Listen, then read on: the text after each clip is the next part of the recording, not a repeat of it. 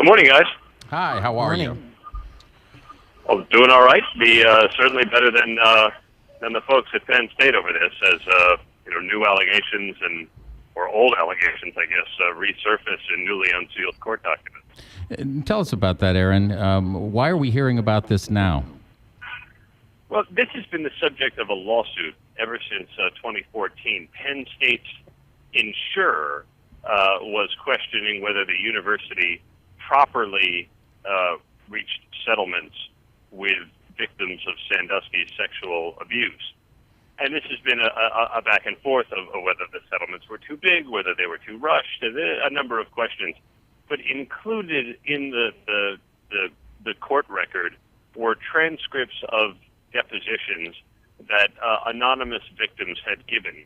And one of those transcripts from a John Doe 150, as he's identified in the court papers, mentioned that he was abused back in 1976 and ended up telling Joe Paterno about this, giving a view that Paterno knew about Sandusky's predatory ways almost 4 decades before Sandusky was brought to trial.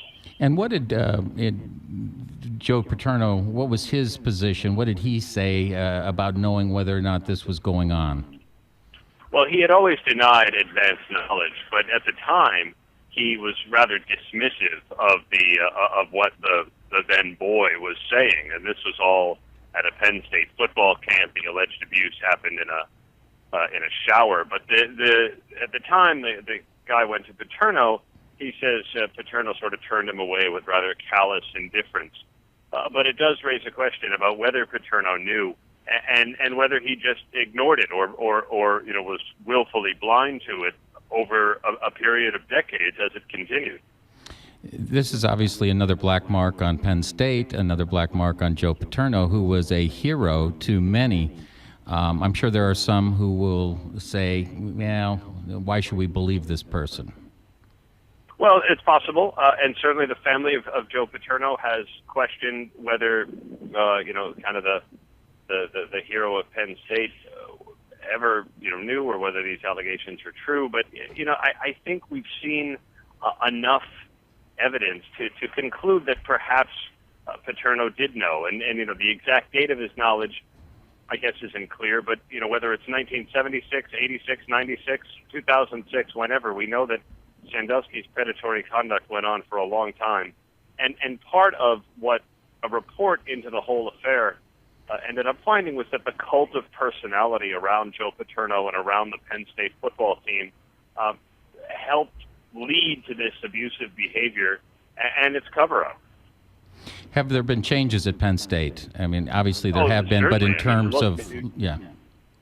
I mean, Paterno, the whole statue of Paterno was taken down, and wins that he had vacated and then, I guess, reinstated, and this certainly his legacy has tarnished. Penn State sat out. The whole university culture is refocused, and there was this rather quick rush to settle with 15 abuse victims that ended up costing the university millions of dollars. It's going to be a long time before Penn State University kind of gets over what happened. Aaron Katursky, thank you so much for your story. That's going to go on. And apparently the Paterno family is suing NCAA, and that's how the NCAA is using some of this new information to for its defense. Bad all around. Now, if some good comes out of this, I'm a boxing judge. And as part of that, we take a 2-hour online video course called Safe Places. And, I learned a lot about this whole culture of how child predators kind of get into the lives of these folks. And it's scary and things that I didn't even think about. And the more that we can learn and prevent this from ever happening again, the better we all are. Absolutely. And I didn't know this about you either. You're a boxing judge? I'm a boxing judge, amateur boxing judge. What? Yeah. How long have you been doing that? About a year. Really? Yeah, I love it. All the way from the kids on up through the late teens. There's a real strong boxing community in St. Louis. Obviously, we have a history of champions coming out of St. Louis, and that history is continuing. Have you ever been accidentally punched? I've had blood splattered on me. Ooh. Yeah, and it gets on my shirt, and you think, now I'm a judge. Now I'm part of what's All going that on. blood and sweat Goes the territory. bouncing off on you. You got the gloves, though, and everything else. Come on. Gosh. Okay. 7-Eleven. Jake Hansler filling in from McGraw Millhaven at KTRS at Big 550. Coming up in this hour, Lieutenant Peter Kinder will join us and talk about the race for governor. Is